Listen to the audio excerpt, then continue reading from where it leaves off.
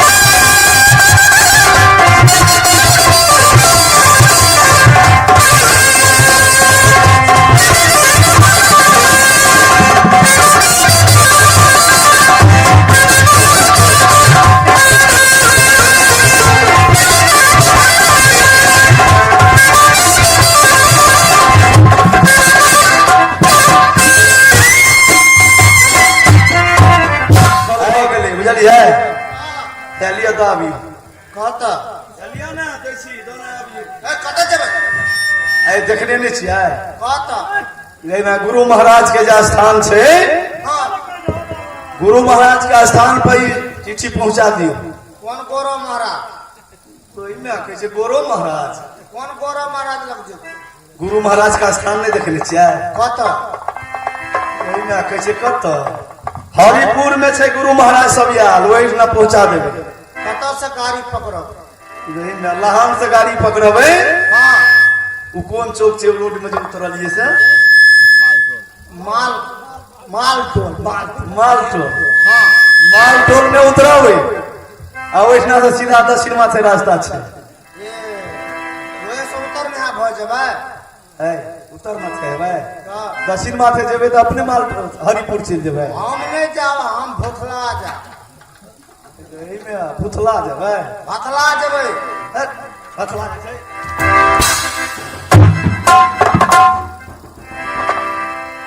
भुथला जैसे कि भथला जैसे है भथला जाइ छियै एकना भथला गेल रहियै लोग भुथला जाइ छै अहाँ भथला जाइ छियै भथला जाइ छै तऽ एकना दिन दूसरा दिन में पहुंच जाइ छै भथला जाइ छै तऽ भथला ले रहियै ऐ ओई माल टोलक से केकरो पूछबे हाँ जे हरिपुर जेबे तो कोई बता देता अहाँ का कोई पता नहीं बता देता है अगे हाँ एकरा बुते नहीं हेते अच्छा तोरा बुते हेतो ने पहुंचा ए हम तो चल जेबै नहीं तो फोनो करबे हम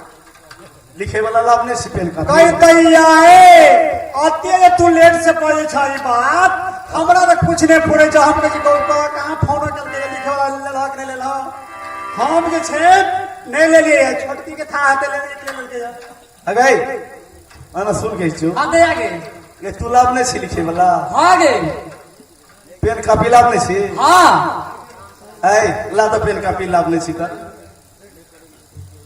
रुक बैग में सामने ऐ बैग में सजे लावे ले जबी तारे साहब तबे गुरुए महाराज चल जेतो हे गुरु महाराज एना नहीं मिले छे केना मिले छै अतेनी मन साड़ी जे पिन्ने छिए हां एही में से एगो खूट फाड़ लै छिए बुझली आ वही में लिख देवे गुरु महाराज कर जी ए तोहर साउस जे छौ से नीक छौ त तू कहि जे मन से फाड़ ले भेज देबे लिख के आ हमारा घर में हमर साउस से बुढ़िया कई दैया सब एक परत उल्टा काम करे छी हम त बरनिया के ऐ बड़ी खराब हमर साउस गुरु महाराज खातिर हाँ। एकरा तो अचरे फाड़ लेवे तो की हेते तोरा मन से फाड़ ले हमने फाड़ो लेकिन बस किसे अचरा के फाड़ी फाड़ी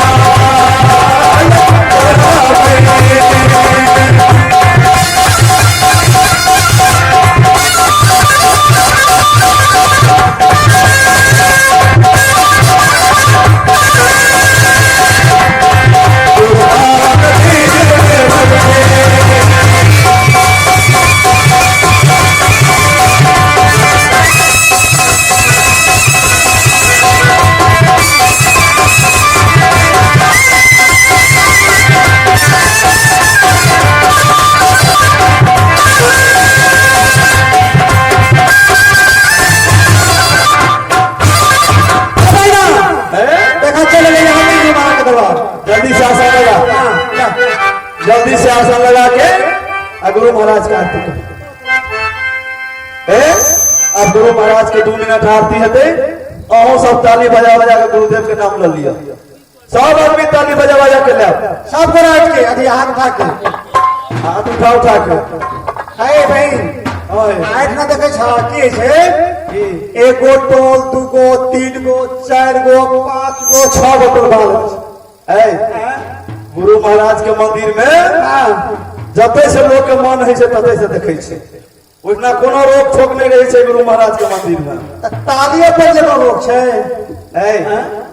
ताली बजेते की ताली बजे